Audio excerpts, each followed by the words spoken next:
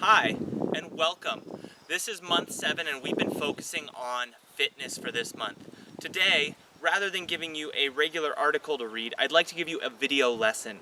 Now, the reason is because a lot of the stuff we're talking about today is going to need some visual demonstration so you can really get an understanding of some of the concepts that we're going to be talking about.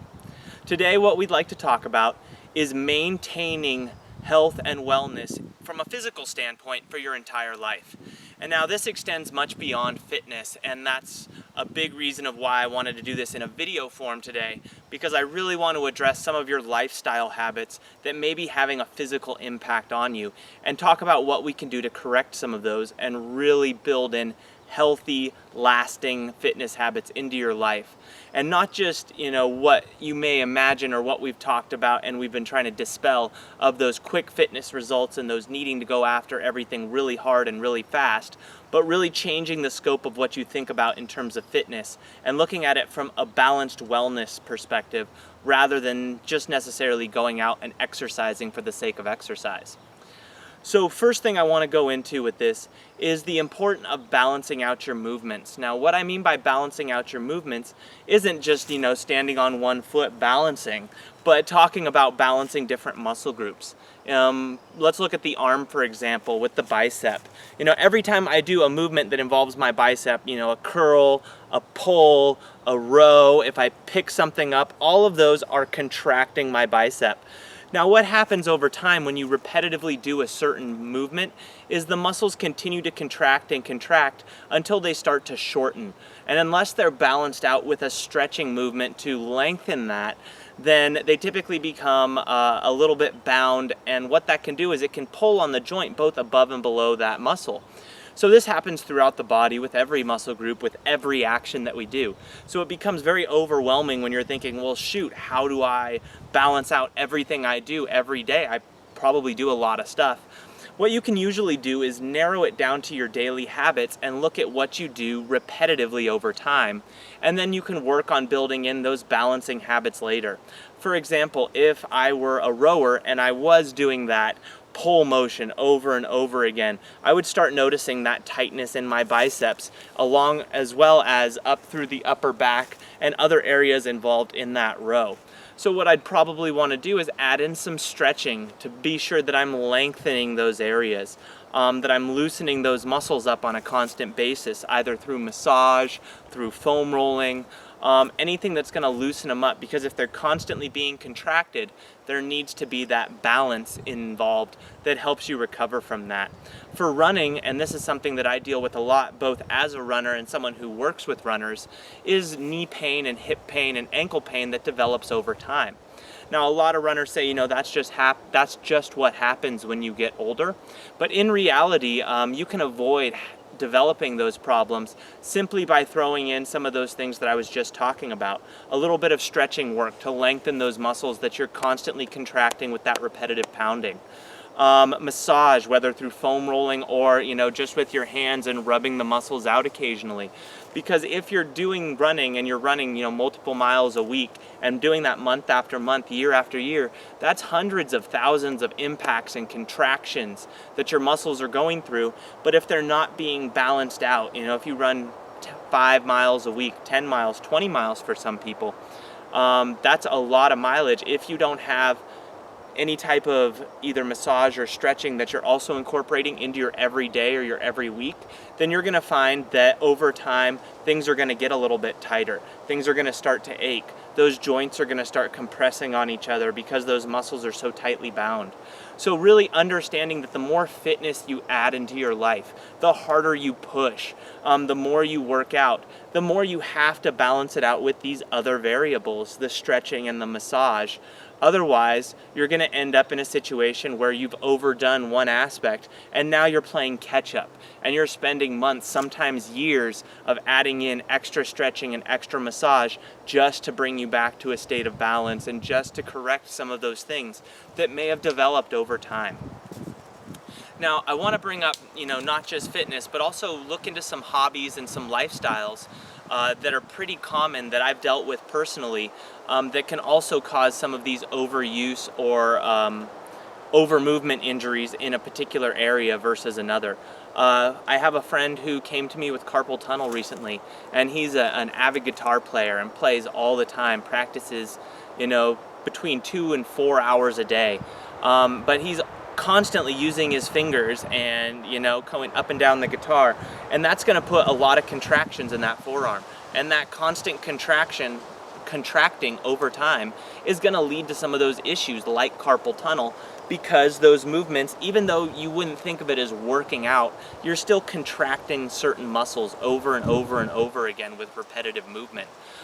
So he started developing carpal tunnel because he hadn't been stretching out those muscles. He hadn't been massaging them and loosening them after doing his practice sessions, because he didn't understand the benefit. He didn't understand that you're technically still working out. Even if you're just doing small movements, you're straining the muscle, you're stressing the muscle, you're causing it to compensate and adapt to all those hours of playtime so that you don't cramp up, to being able to strengthen, to be able to do it for that long without having issues in the fingers and in the forearm.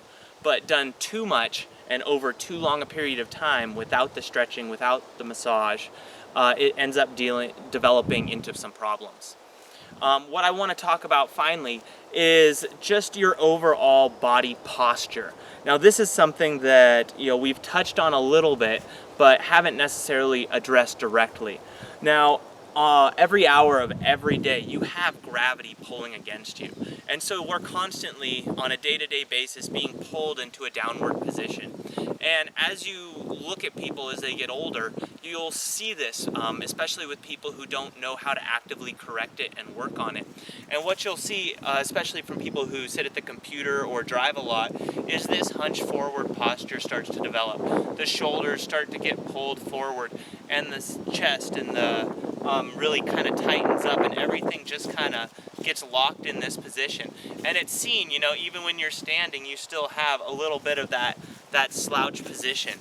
And what that's from is, even though you're not exercising those muscles, it's still being pulled against gravity, so your body is still having to adapt and having to deal with that stress of being pulled down on a day-to-day basis. So what ends up happening is the muscles lose circulation because they're constantly expanded. Scar tissue begins to develop, and you get locked in this position. The same thing kind of happens with anything, even sitting on a day-to-day basis. That's going to give you a really tight hip, because this position is causing a contraction of that hip, and it's being contracted for hours and hours at a time if you're in a desk job.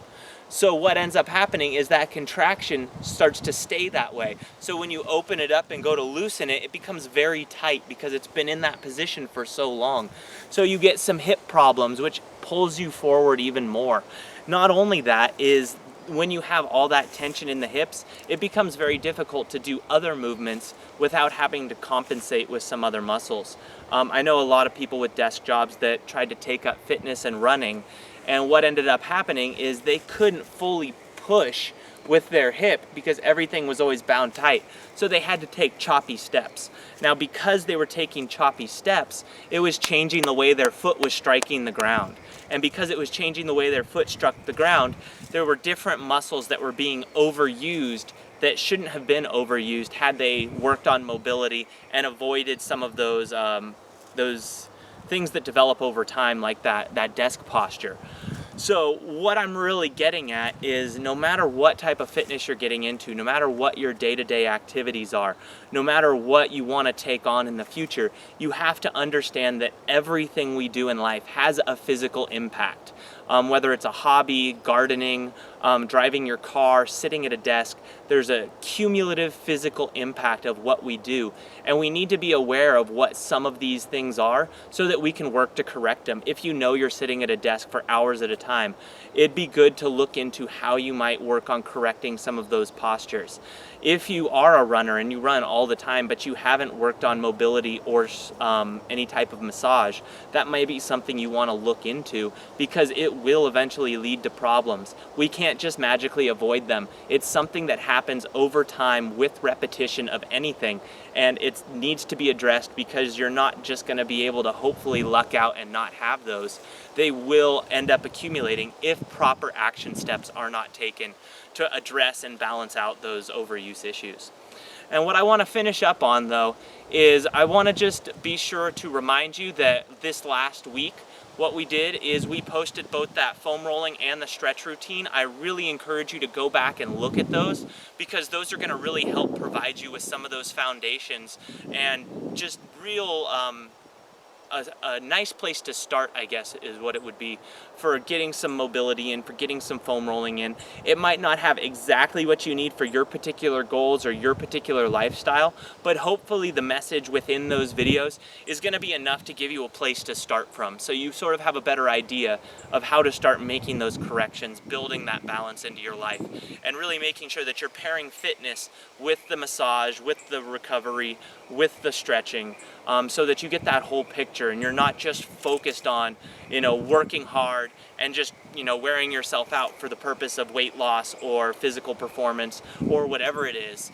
Making sure that it also includes that other half, so that you can do it for life. It's not going to be something you only get in your youth and can only hold for a small amount of time. If you build these other areas in, you can maintain this physical fitness for life.